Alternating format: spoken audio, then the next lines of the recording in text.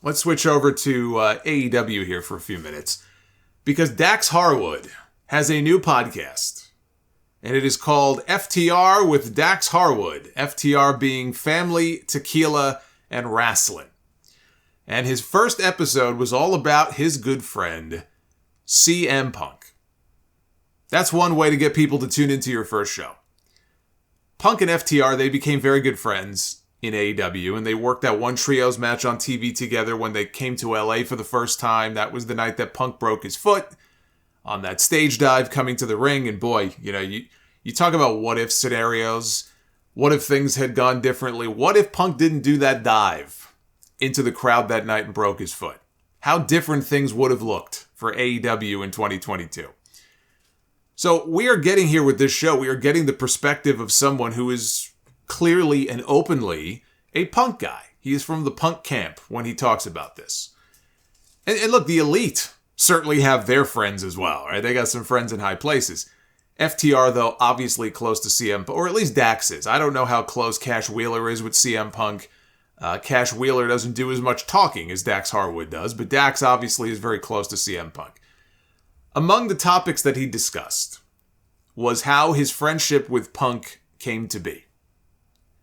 He said, "We had a match with Proud and Powerful, Santana and Ortiz, and he loved the match. He told me that he had been wanting to see us work live because he had seen us before. We just kind of started talking about that, and obviously the love of Bret Hart came into play. Well, I can understand that.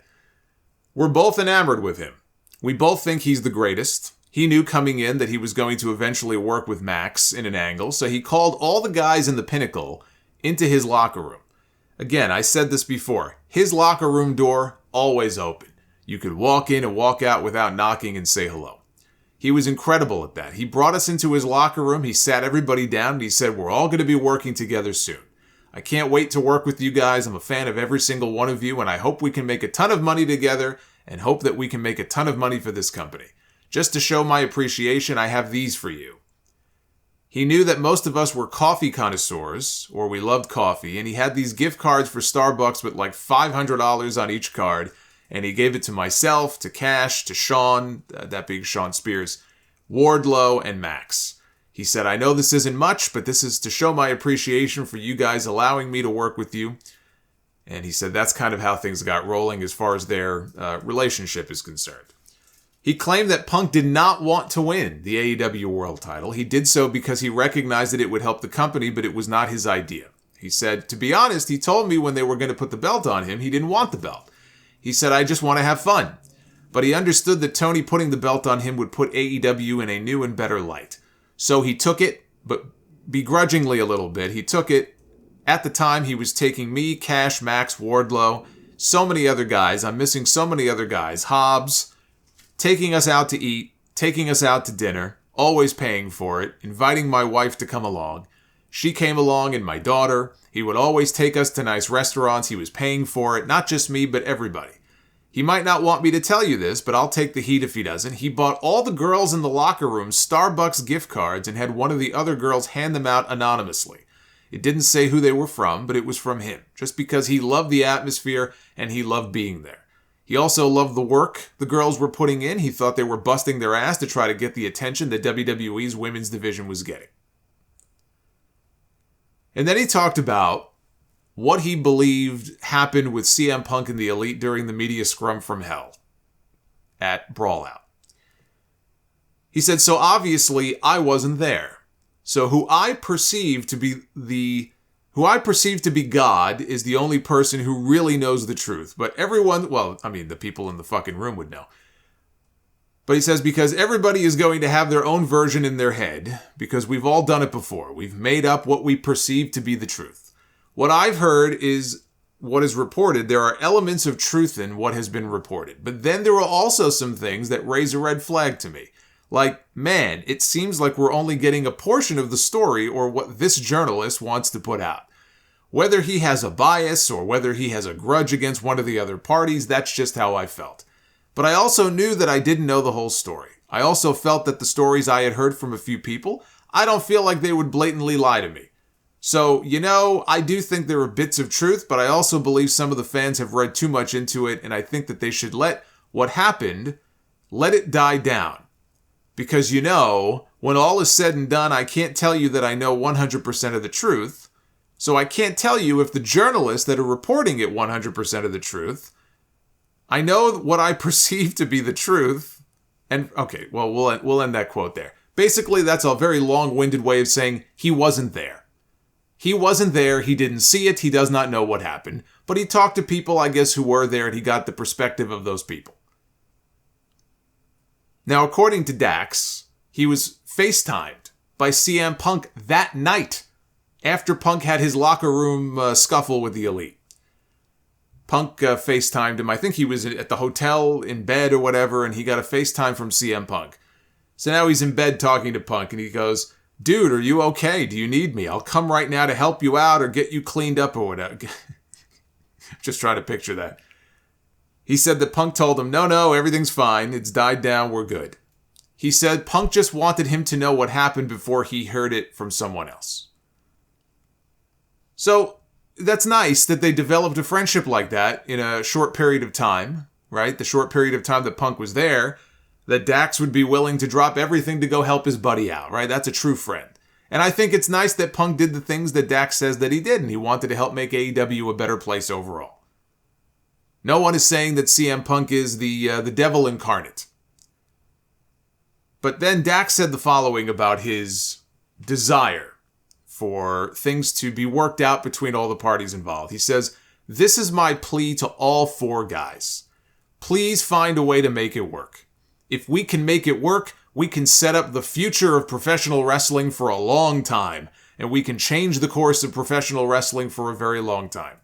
When you think about it, unselfishly, we're doing this for 20 to 30 years down the road so guys and girls can make a living."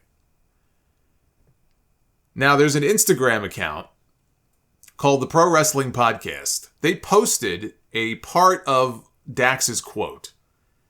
And underneath the post, CM Punk, his official account, responded in the comments with one word. Punk wrote, "Duh."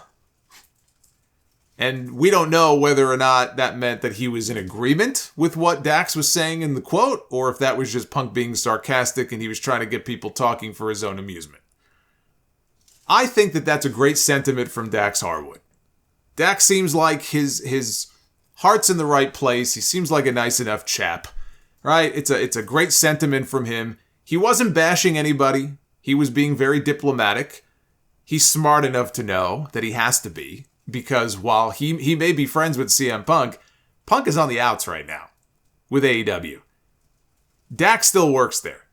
And he knows that Omega and the Young Bucks are still EVPs in that company. It would be very stupid for him to go on his podcast or somebody else's podcast and speak out against Kenny Omega and the Young Bucks. It would be political suicide. So he is trying to play peacemaker and get the two sides back together to sing Kumbaya. In a perfect world, Punk would apologize. He would apologize for embarrassing the company and embarrassing Tony Khan the way that he did at the media scrum. And he would make money with the Elite. But I don't see that happening. Chris Jericho is said to be one of several top guys in that company who told the rest of the locker room that they would make sure Punk wasn't brought back. Ultimately, it's Tony Khan's call to make. Chris Jericho does not run the company last time I checked. I mean, maybe he thinks he does. But Chris Jericho doesn't run that company. Jon Moxley, as valuable as he's been for them, does not run that company. Tony Khan runs the company. Tony Khan is the one who signs their checks and pays the bills. Omega and the Bucks being EVPs in the company, that only complicates things. It should not be their call either. But we don't know how much sway they have when it comes to ultimately whatever decision is going to be made. They're EVPs. You would think they have some say. Don't you think that's a conflict of interest? One of the many reasons why I think it was a mistake to dole out those EVP titles in the first place and not strip them away. But they say time heals all wounds. Punk is not going to be around for a while anyway, right? He's still recovering from the injury. It's entirely possible that a few months down the road, if Tony Khan thinks the company needs a real shot in the arm, in a year where they are going to be negotiating their next television rights deal, just like WWE, and they want to get a big increase, right? If Punk wants to stay and is willing to play ball, it's possible that something could be worked out. I am not saying that it is impossible. I'm saying it is very unlikely. Punk posting a random comment on Instagram is not a sign of anything. If that locker room is as divided as these reports that we've been hearing now for months have suggested on the idea of Punk coming back, and it may not even be that divided, it may be 70-30 or 80-20 in favor of not wanting him back, Tony Khan is better off moving on.